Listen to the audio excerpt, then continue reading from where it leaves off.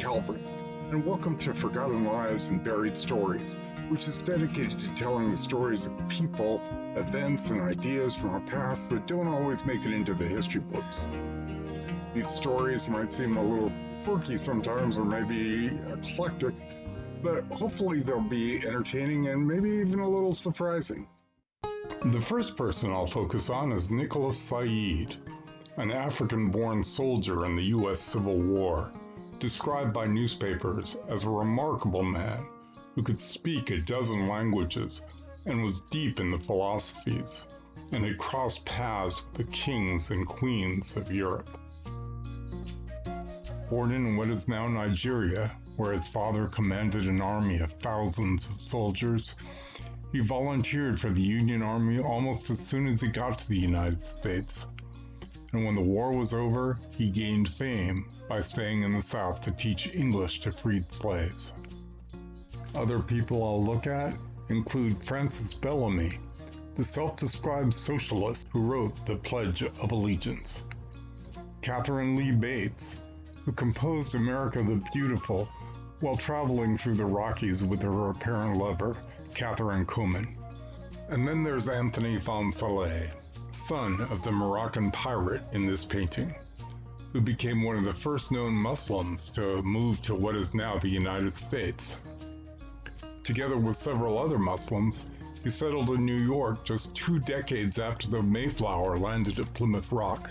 As one of the founders of Brooklyn, he soon became a major property owner, and he and his children quickly assimilated into the upper ranks of New York society.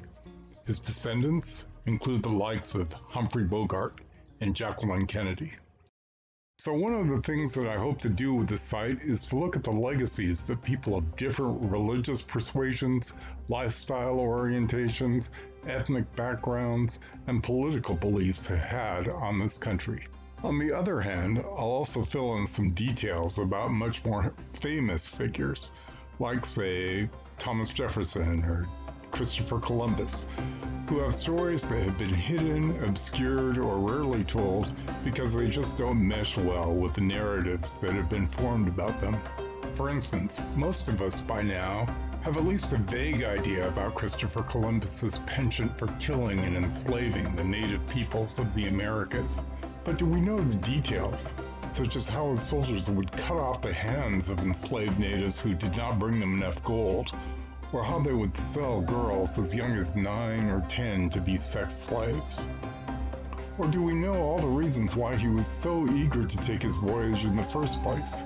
Believe it or not, one reason for his voyage was that he thought he was paving the way for Jesus Christ to come back to the earth, which he thought would happen in 1656, and he was desperate to get to Asia so he could share his ideas with the Emperor of China, who he thought would play a crucial role in Christ's return. On a grimmer note, I'll take a look at some of the darker stories of our nation's history, such as the Race War of 1917 to 1927, when anti-black pogroms spread throughout the United States, North and South, or the massacres and lynchings of Mexican Americans by the Texas Rangers at about the same time.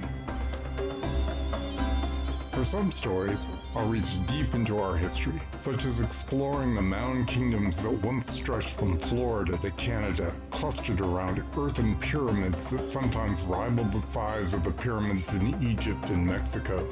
The last mound kingdoms disappeared in the 1600s after Spanish conquistadors arrived, waging war through Florida, Georgia, the Carolinas, Tennessee, and Alabama, while trying to enslave the people there. I'll take a look at how the queen of a mound nation in South Carolina tried to welcome the conquistadors with food and gifts, only to be taken as their prisoner, and how a king in Alabama fought the conquistadors in what may be one of the bloodiest battles ever waged on American soil. As you can tell, this is a very eclectic mix of topics, but I hope that at the very least it can provide an entertaining look at some of the quirkier aspects of our history. And at its best, maybe it can provide a fuller understanding of the forces that shape the society that we're living in today. I hope that you like this video, And if you do like it, I hope that you'll hit like and also hit subscribe so you can get more videos in this series. In the meantime, please feel free to leave me comments, questions, and suggestions, including suggestions for future topics. Thanks very much for tuning in, and I look forward to hearing from you again soon.